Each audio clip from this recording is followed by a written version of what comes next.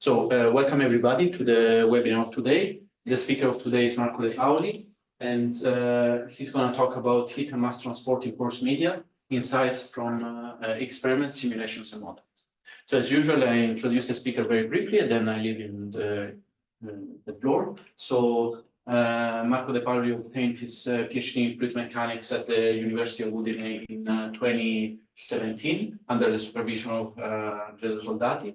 During his postdoc at TU he worked on experiments in multi-phase flows, and in 2022 he was awarded Erwin Schrödinger fellowship at the Physics of Fluids group at the University of Twente, and he worked with Detlef Lose. Since 2023, he's a Marie Curie fellow at the same institute, and he's currently interested in experiments and simulations in porous media convection and fiber ladder flows. So it's with great pleasure that we have here today Marco De Paoli. So Marco, I leave you the floor, please. Thank you. Thank you for the kind introduction and for having me here today. It's really a pleasure to be here.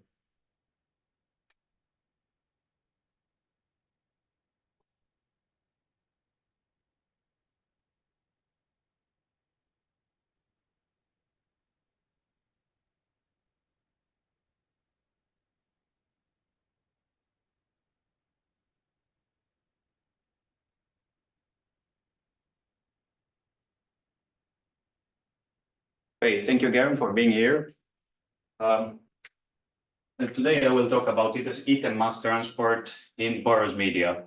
I will try to give an overview of what we did in the recent years, and I will focus on a multi-scale and multi-phase modeling approach that I believe it's useful in some kind of applications, especially in geophysics.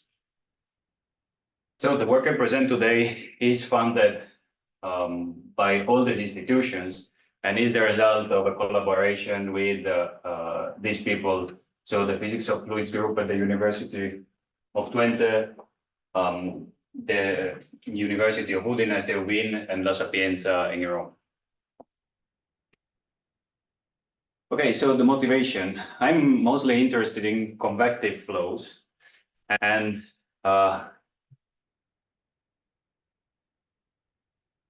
like this.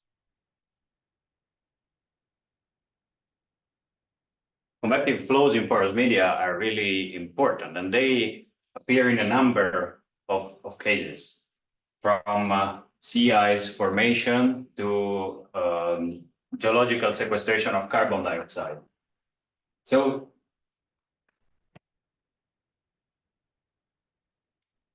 this is what I'm interested in. So today I will talk about geological sequestration of carbon dioxide. But what does that mean? Well,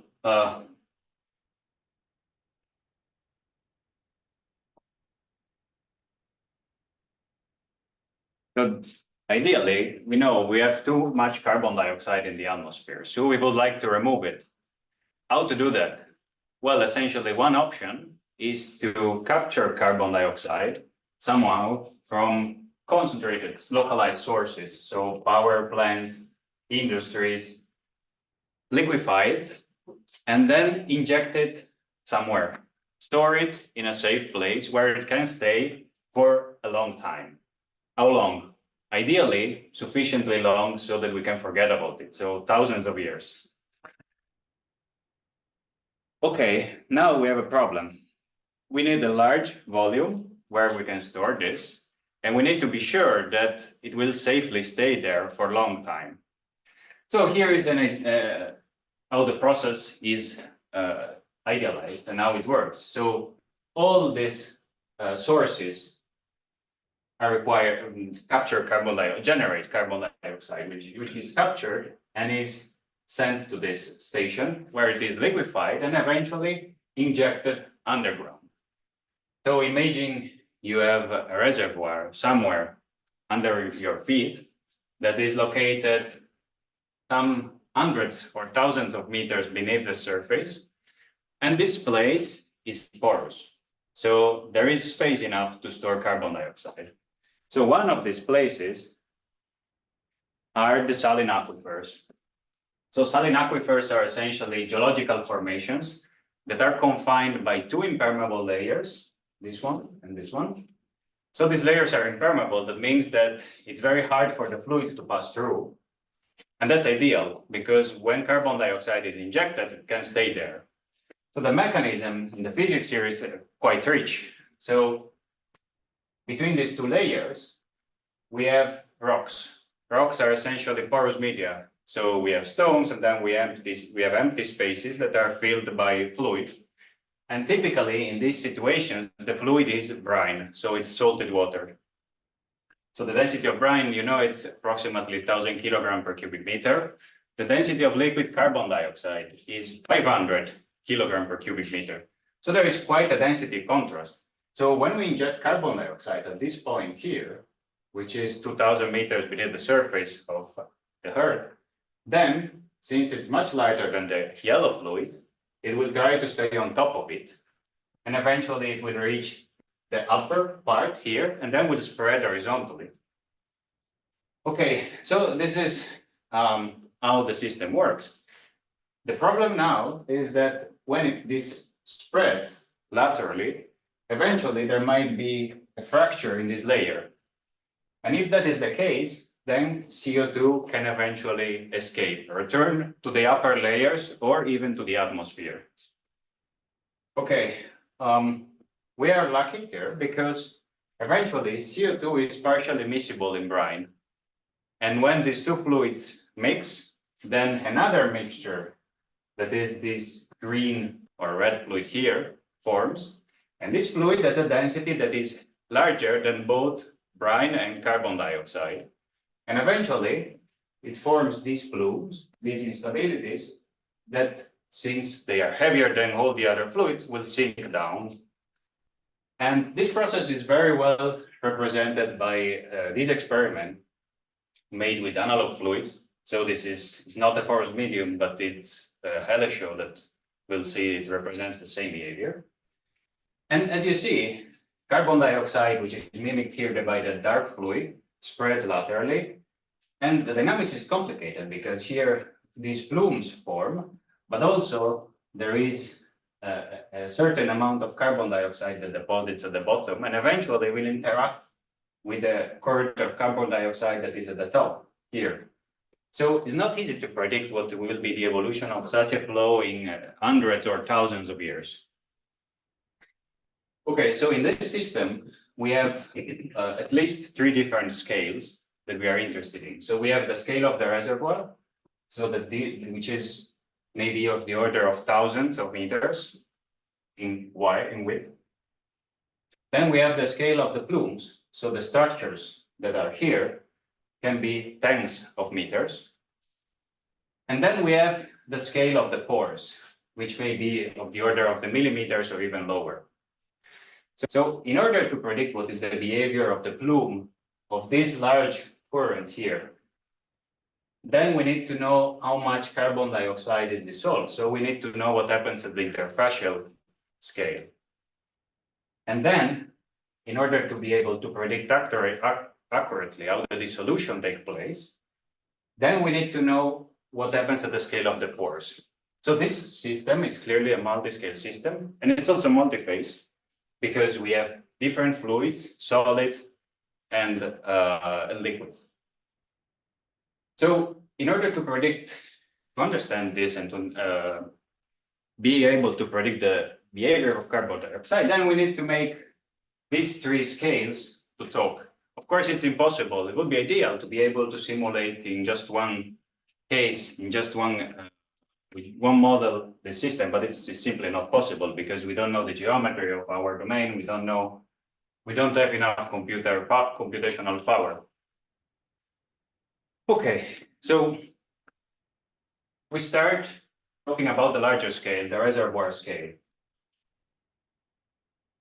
So again, in this case, of course, we cannot give exact values. We cannot tell how the CO2 will behave exactly in each point of our reservoir, but we can take into account some properties, some macroscopic properties of the reservoir.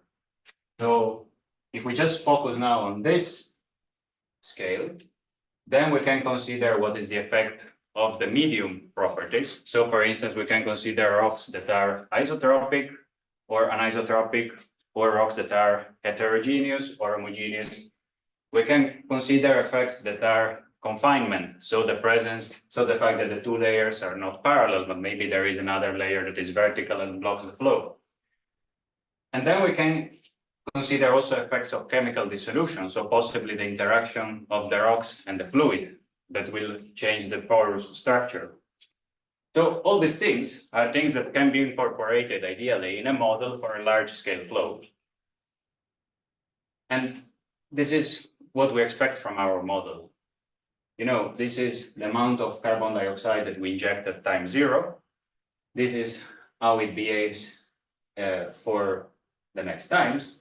What we would like to predict is, for instance, what is the position of this tip? So what is the maximum extension of the current as a function of time? Is this extension large, so hundreds of kilometers? Then it's not safe, because it's likely that if that is so wide, maybe there is a fracture in our impermeable layer.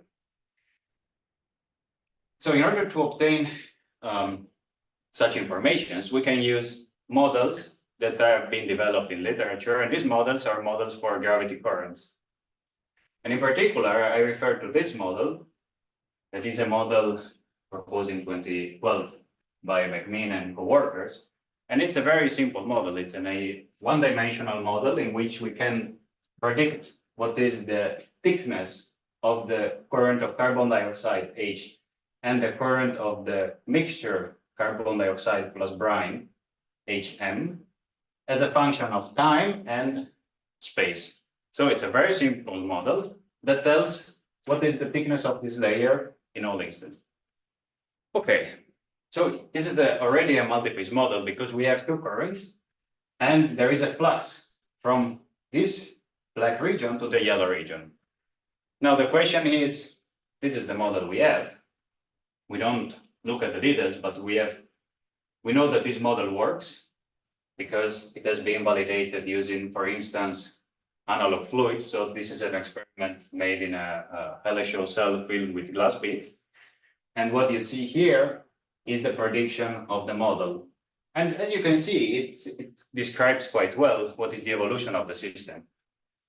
Again, the question is, how do we find the right conditions to use in this model? So the key ingredient is this parameter, epsilon naught, that defines the amount of carbon dioxide or the amount of solute that goes from the current 1 to the current 2. Well, how do we define that? That parameter is determined by the dynamics at the interface, and therefore we need to look at the system at the D-scale. So this scale we can refer as a Darcy-scale. So this scale is an intermediate scale between the scale of the pores and the scale of the reservoir. So each point here does not represent a pore, but represents a sufficiently large number of pores over which the properties are nearly homogeneous. Properties meaning beam velocity, concentration, etc. Okay, so we look now at the dynamics at the Darcy scale. So at this intermediate scale, we can model the flow using this simple model that consists of a domain, a rectangular domain. So above here, we have carbon dioxide, and we don't take that into account. We just assume that here, the concentration is uniform and constant. Of course, this is a simplification because we consider that the interface is flat, which may not be true. We have seen that the current is inclined with respect to the horizontal layer, that the concentration is uniform and constant, which also may not be true. But it's a good model that allows to obtain some insights about the evolution of the system. So what are the governing equations in this case? Well, we assume that the flow is incompressible and it is controlled by a Darcy law. So the velocity is proportional to a pressure gradient plus a buoyancy term, C, so a body force, where C is the concentration of the solute. And the concentration is controlled by this advection diffusion equation. So in this system, if we assume that everything is homogeneous and isotropic, the flow is controlled by just one parameter, that is the Rayleigh-Darcy number. And in these parameters, we have a lot of elements, with a lot of ingredients. So we have the properties of the domain, the size, H. We have the properties of the medium, permeability and porosity. We have the properties of the fluids, so density difference and viscosity and diffusivity. So everything is condensed in this in just one parameter. And this is because we assume that everything is homogeneous isotropic. So of course, these are idealized conditions. Okay, so now we have our model, we can simulate the evolution of the system. Initially, this is my system, okay, which is shown there with a close-up view of this region, and finally here with a close-up view of the near boundary. Why is this necessary? Well, it is necessary because the dynamics here is very different than the top. It's very different than the dynamics in the core of our domain, and we will see this. So what I show here is the flux. So essentially the amount of CO2 dissolved as a function of time, as a function of surface area and time. Okay, so initially there is no carbon dioxide in our domain, and the concentration is fixed at top. And this is what happens when we start the simulation. So the dynamics near the top is very rich. So we observe that we have a continuous formation of plumes, and these plumes don't just stay in a fixed position, but they move. It's very dynamic, the situation. They move left and right, and then they eventually merge. And they merge into these large structures that are shown here. And then eventually, you see that the domain becomes darker and darker, indicating that it's going to be saturated. So when the domain is saturated, so it is harder and harder for us, since the concentration is constant at the top, to keep dissolving. And this reflects in the flux here. So there is a sudden decrease of the dissolution. So this system has been very well studied in literature. And what do we need from this? Well, we need to predict what is this F here. So this is the ingredient that we use as an input for our larger scale model, the gravity current model. Of course, the thing that I have shown refers to a homogeneous and isotropic domain, but this may not be the case. So if we are in presence of anisotropy, this is very common when we talk about geological formation, we can, with simple modifications, take that effect into account, for instance. Okay, so we did our simulation, and then we find the value of the model, epsilon. And then we plug this in our one-dimensional large-scale model, and finally we can predict what is the spread as a function of time of the current. So this xn here is the position as a function of time of this end of the current. And here we can show how it changes with gamma, which is a parameter that determines the flow, the medium properties. So this example is just to show how these two scales can be connected in order to have a large scale picture of our system. Okay. So let me close this.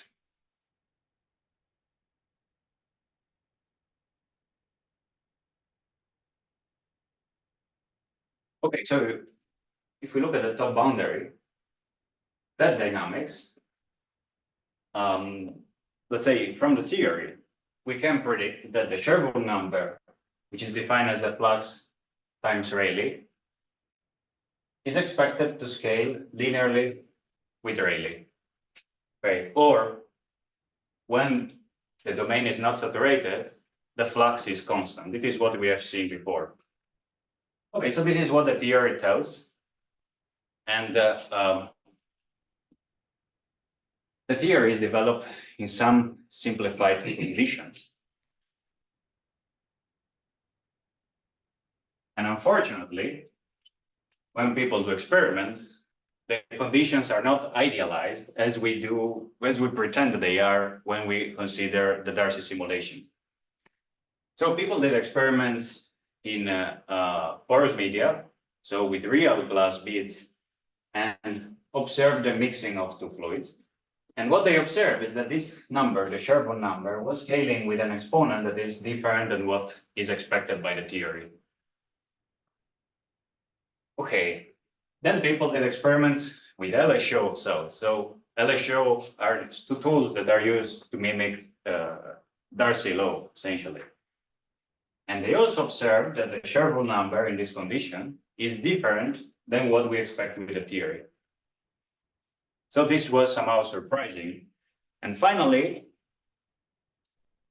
it has been proved that if you use, it has been proved numerically, that if you use a Darcy equation, there is no way you can get, at least for some values of Rayleigh number, that you can get a scaling that is different from that one. So here the thing is complicated because the theory and the simulation suggest something, but the experiments show something different. So that means that probably the things that we simulate do not take into account some effects that are present in the experiments. And I will discuss this now in more detail. So we start with the Hele-Shaw. So the Hele-Shaw is essentially two parallel plates divided by a very narrow gap B. So typically this gap B is much smaller than the height of our domain. Okay, so you can show that if this gap is sufficiently small, the flow in the gap will be a Poisson flow. And then if it's a Poisson flow, we can derive an analytical expression for it. And then if you compute the depth average, so you compute the average along B of the velocity profile, then you obtain that the average profile, W overline there, is proportional to a pressure gradient. So this is essentially what the Darcy law says. So velocity proportional to pressure gradient. And this is the reason why Hele-Shaw is used as an analog to generate Darcy flows.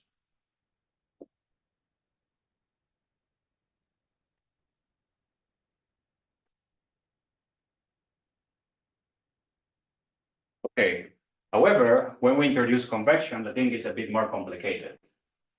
So if ideally the thickness of our cell is close to zero, then yes, then everything is uniform across this gap, or at least in terms of solute. Imagine you have a plume, of course you will have some kind of gradient, but if the thickness is small, this gradient is also small, and then you can consider the situation independent of the position across the gap.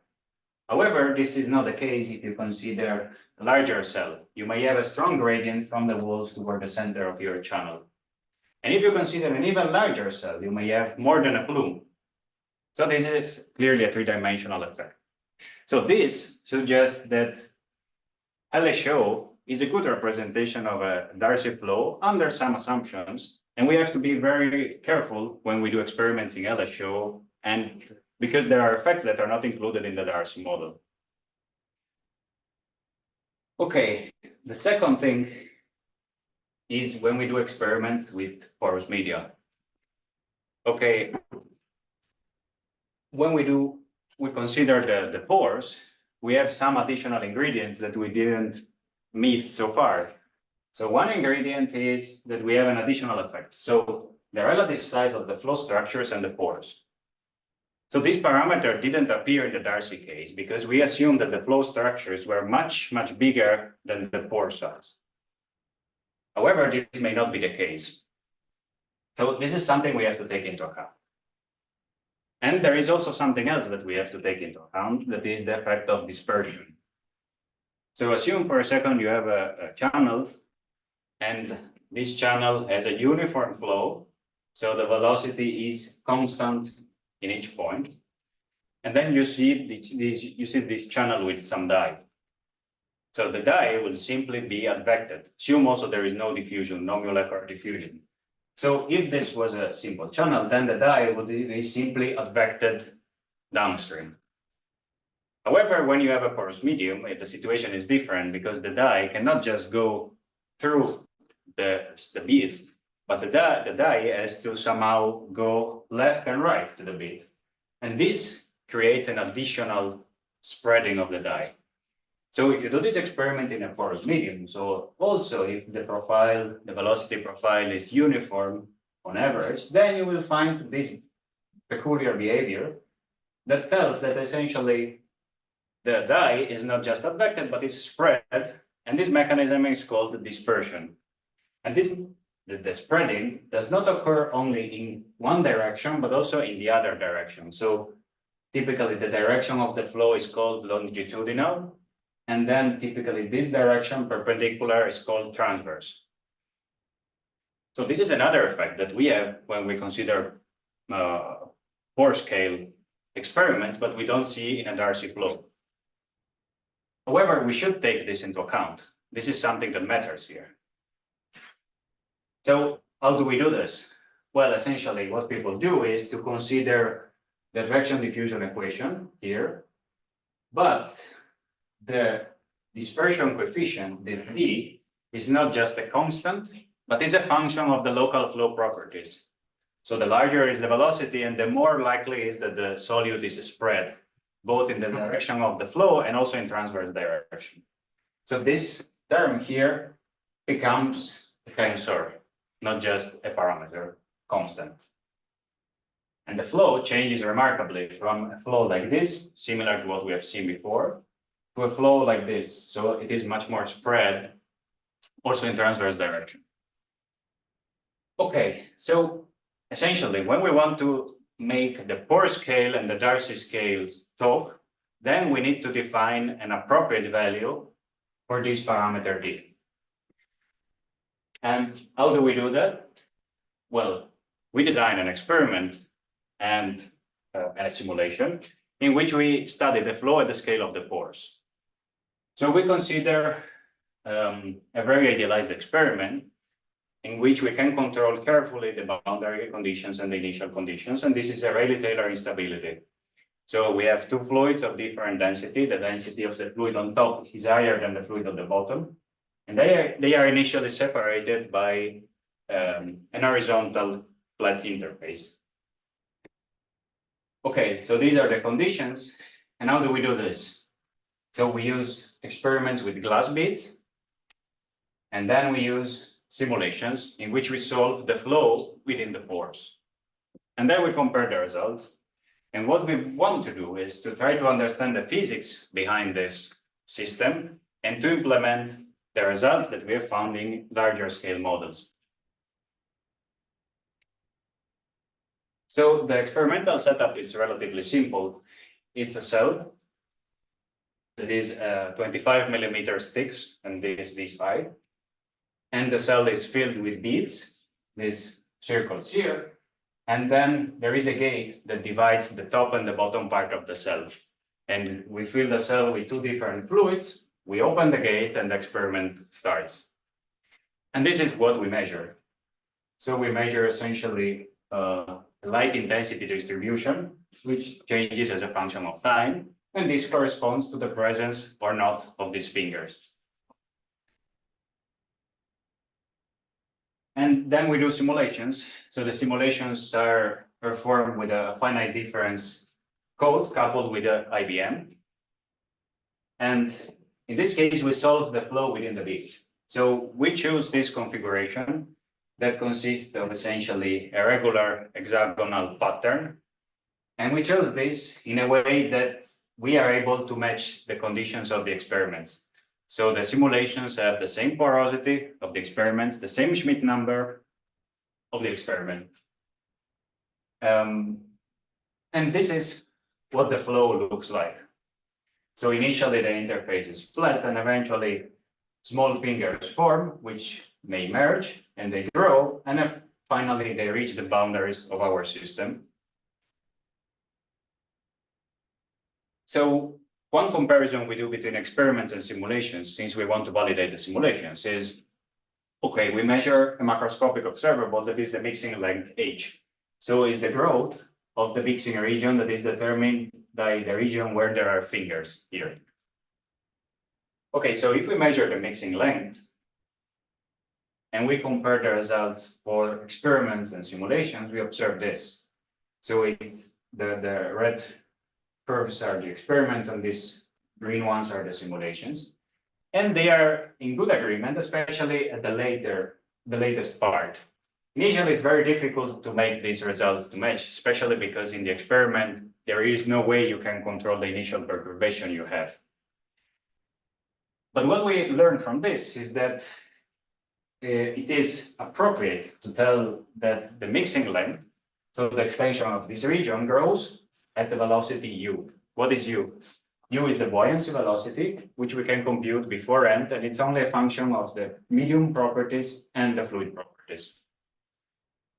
And then here I have another parameter that is this small l, that is a particular length that is used in this field to determine the length over which advection and diffusion balance. Okay, so if we use this L, small l, to rescale the results, everything fits very well in this figure. So from here, the message is, okay, for sufficiently long times, the mixing length grows at the velocity u. Okay, but what we are interested in at the end of the day is to learn how much the fluids mix. So we want to know even a quantity that tells how the two fluids have mixed, and this quantity is the scalar dissipation chi. So this is something we can measure from the simulations, because in that case, we know the entire flow field and the concentration field as a function of time. And what we observe here is that the chi, the evolution of chi is characterized by three different regions. So initially, imagine you have two fluids, the interface at the beginning is flat, so there is no flow. So in that time, the flow is controlled purely by diffusion. Okay, so we can find an analytical solution to the transport equation, and then we can compute, again, analytically, what the scalar dissipation should be. And this corresponds to this dashed line. So this provides a good description of the dynamics of the first part. Okay, so where there is essentially no flow. The second part is more complicated, because in the second part, we have fingers that start forming. These fingers grow and eventually merge with the fingers that stay at the sides. So also here we can make some assumptions. One assumption is that we can consider that in the mixing length, the average profile or the average concentration gradient evolves according to this. So evolves diffusively. So it's controlled by the diffusion of the fluid, of the solute. And again, we can use the information that the mixing length, L, grows at the velocity u. This is something we have seen in the experiments and in the simulations. Okay, so if we put these two ingredients together, then we obtain chi. And this estimate of chi, it's a very good estimate for the maximum value of chi. Okay, so this is just derived from, let's say, observations. However, we observe that this is not really true. It's not that chi is not constant in this case, but it decreases with time. Okay, the dynamics here is complicated because we have an interface initially flat, and then fingers grow and they try to pass through the pores. So somehow what matters here is also the pore diameter, because that will also determine the overall extension of the interface. Okay, so all the mixing occurs at the interface. So we need to tell, to be able to tell what is the extension of the interface as a function of time. And the extension of the interface is essentially the mixing length multiplied by the number of fingers we have.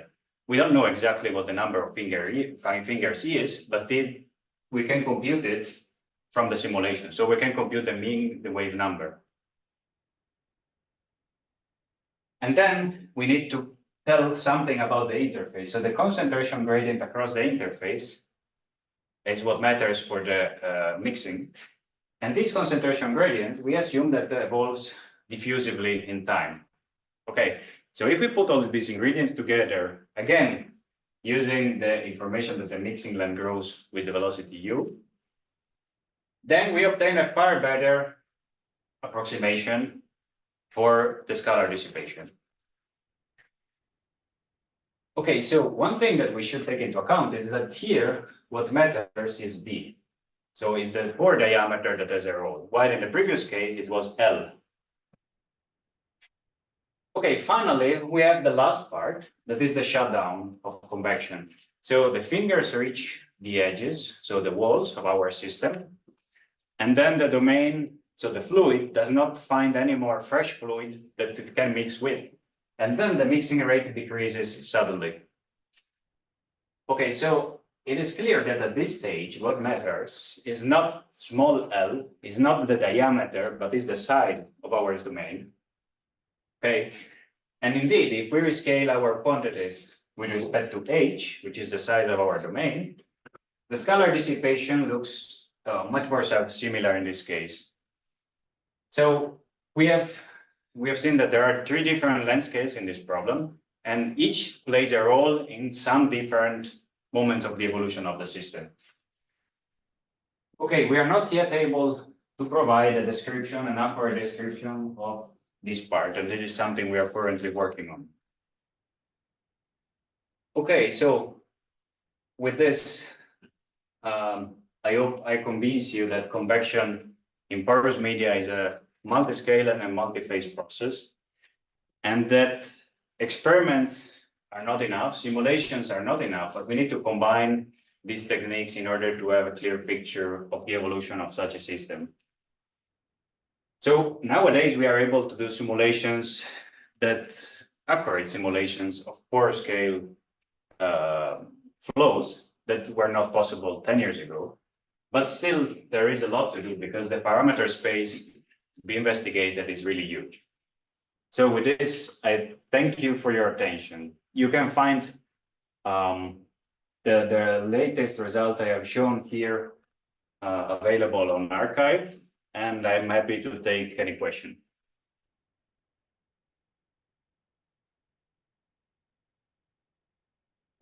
Thank you, Marco, for the very interesting talk. So let's see if there are questions from the audience.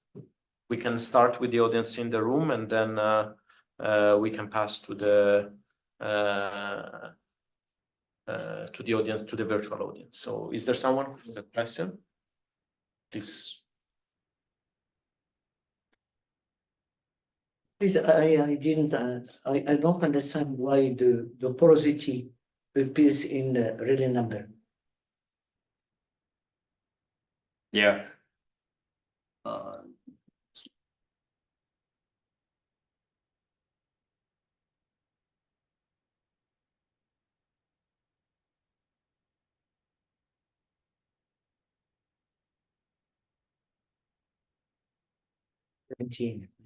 Yeah. Yeah. Well, yeah, you can define it with or without the porosity, depending on whether you consider transport of solute or transport of heat. So in this case, if you consider a temperature, okay, then you can define it with the Without. I think that if you consider temperature and you consider that the medium is in thermal equilibrium with the fluid, Yes. then you can neglect the porosity. If you consider a solute, so the fluid cannot penetrate, so that the scalar that you consider, the concentration, cannot penetrate into your solid particles, then you should take into account the porosity. But it's just a matter of terms. If the scalar C means the temperature, then we have exchange of heat between solids and fluid, and we have to take into account the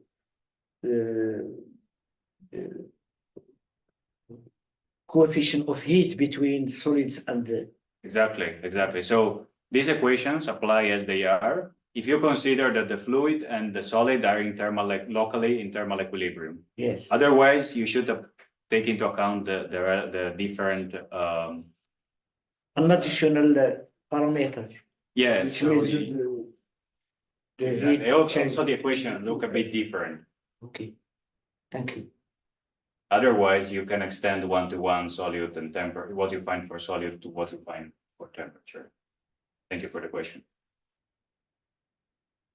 When you were trying to model the scalar dissipation, in the case of the convection, Yes, you assume that it was diffusing classically, square root of kappa T or something like that. The gradients of it. yes, Even though the scalar is being, there's a flow in there, and the scalar is being stretched, strained.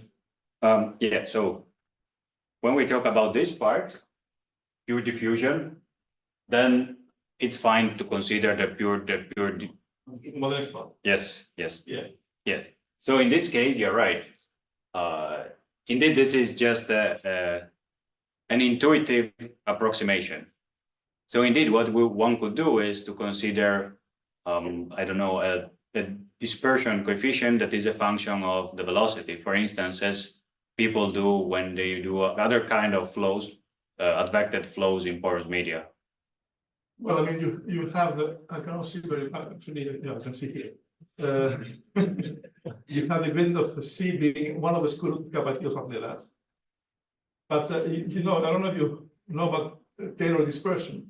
Yes, Basically, it will give you a square root of T cubed and involve a shear characterizing the flow somewhere. the square root of d cubed. Time cube Mhm. times the shear. So it might be an easy way to do better at this level. You know, when you have a flow which you have a gradient of scalar and the flow is increasing the gradient, Yes, the gradient is increasing, you diffuse it faster. Yeah.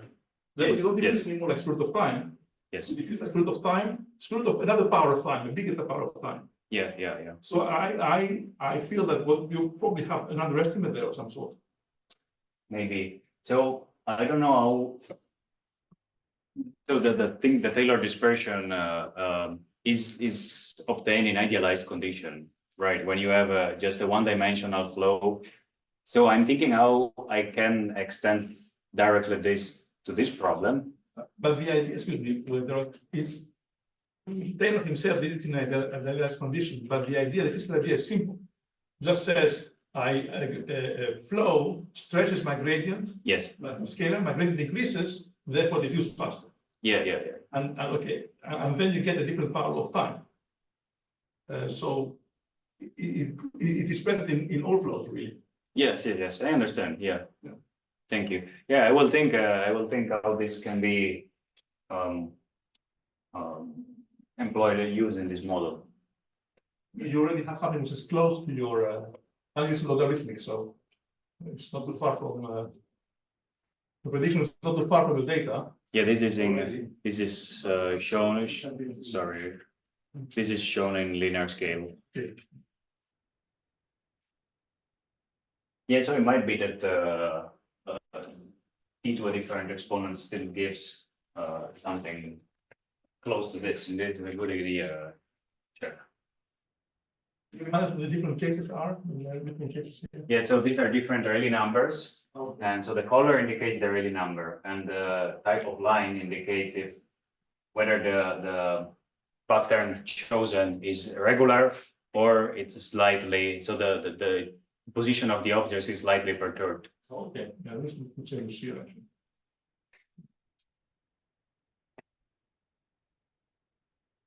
Is there any effect of the dimensionality of your simulation, 2D with respect to 3D? Yeah, we are doing the 3D simulations now.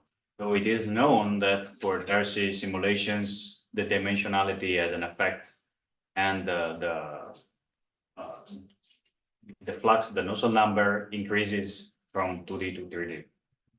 So of course we expect to see something similar here, although it's a bit more complicated in the Rayleigh-Taylor case because the plumes are different. So in 2D, they might travel faster than in 3D. So this is at least what it's seen also in Darcy and classical turbulence. So there is an effect, but I can't tell you exactly what it will look like. Okay, yeah, please. You said that the interface between the CO2 and the porous media is not necessarily flat, actually. Yes. And it's not yet present in the model. Do you think that it has a strong influence, or? Yeah, so one thing to model this would be to consider an inclined domain. Yeah. Okay, so keeping still the interface flat, but different angle with respect to gravity. And people did this, and yes, indeed, there is a quite a difference if you compare that to the horizontal case. One more parameter, new parameter scale. Exactly. So the idea is, okay, if we learn how this works for Darcy, then we can implement this in a simple way in the other large scale model.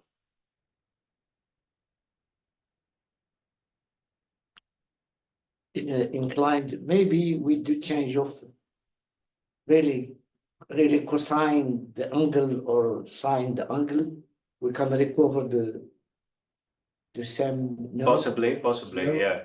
from the equations. Yeah, I can't tell exactly because then maybe the flow organizes in a different way. And so in addition to that, also the dynamics may be, so the flow structures may be completely different. Any more questions from the audience in the room? So I also have a question that I wanted to ask you regarding the comment you made before about the scales of the beads compared to the flow scales, basically.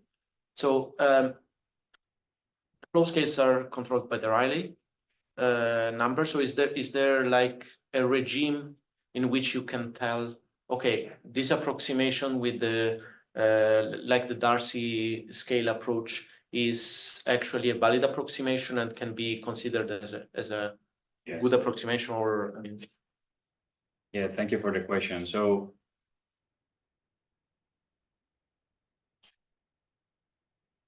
this is a slide I didn't show. So here, for instance, I show what is the influence of the diameter. The fluids are the same, and I just change the density difference. And you can clearly see that here, in this case, the structure of the plumes is bigger than the structure of the pores, but this is not the case here. So yes, so there are some theoretical limits in which you can consider this. One is to consider the Peclet or the Reynolds number, and indeed that is a good indication and tells whether you can use or not the Darcy approximation. and what would you expect? I mean, whenever you want to translate this on like planet scale or the reservoir scale. Yeah, typically in that case, the velocities, I would say, are so low that the Darcy approximation usually as well, because it's you know, for this kind of flows, you may have velocities of centimeters per day. Of course, this doesn't not always applies, but this in general might be a good approximation. Okay, so your concern is mainly for the experiments which are supposed to be predictive or somehow demonstrating what the real application is supposed to. Yeah, but also when you use a Darcy equation, then maybe you should use a dispersion coefficient. That's also something important. Yeah. So also the scale of the reservoir. Yes. So in addition, we can tell that also that we made a lot of simplifications here because everything is homogeneous, isotropic, but this is, of course, is not the case. Yes, maybe we can examine closely the value of Reynolds number based on the pore-scale to decide Yeah. the validity or not. Yeah, so this is what we did here. So these are the experiments. And the Reynolds number is always, Okay, well, except these two, which is kind of order one, it's always smaller. okay. For the simulations, indeed, is larger. And what you observe in the simulation is indeed that you have fingers that penetrate in the pore. So, I didn't have time to explain this in detail, but these parameters already give a good description of what kind of flow you are expected to find in your simulations or experiments. Thank you.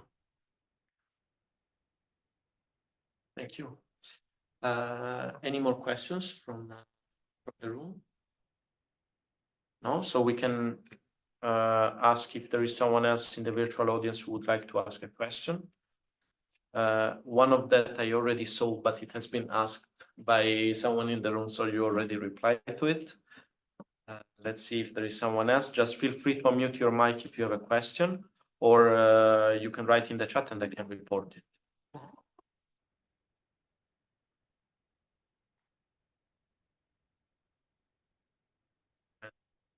Doesn't seem to be the case. Can I ask you the last question? Is it a way, because what you said before is that basically the whole process is contingent to know the properties of the ground, in this sense, if you want to have a reservoir in the brine and so on. So you would need to know a sort of map of your dispersion coefficient, or the tensor, basically, right? And so are there techniques to solve the inverse problem? Sort of get an indication of like injecting some liquid of which you know the behavior of, you know, the physical properties of that that liquid, and get back out of some other indications which you can measure experimentally what kind of dispersion coefficient or how to model it. Is there something like that? Yeah. So yeah, it's a good question. So actually, the problem with this kind of things is that they are 3,000 meters beneath the surface, and and also that they are very slow. So typically, they do measurements at years of distance to see something. So they can see the plume, for instance, and they can see the plume has moved 5 years later. That's not always, but usually that's the case. So there are also situations in which we know very well what is what are the properties of the formation. So for instance, you consider oil, depleted oil or gas reservoirs. In most of cases, we know everything about that because they are being mapped very carefully. And the problem is that those are not enough. So the space available for those cases is insufficient. So the ones that I've talked about that are saline aquifers, they are more spread and they are also wider. And another option would be the basalt rocks, basalt formations. So, but that's a completely different problem because it's a lot more important, the interaction of the fluid with the rocks. Mm-hmm. So yeah, it's an interesting question, but I don't know if we can. I'm not aware nowadays if we can kind of reconstruct accurately the morphology of these formations of saline aquifers in a reasonable time. Yeah, because essentially the problem becomes highly nonlinear because of the dispersion coefficient, and so you cannot just making a prediction that matches the best with the evolution measured in the concentrations. You cannot just get back by inversing a linear problem, right? Yeah, this is at least what I am aware of. Okay. Thank you. Thank you. So thank you very much, and thanks. So bye everyone. We can see each other. I hope we will see each other next week for the next.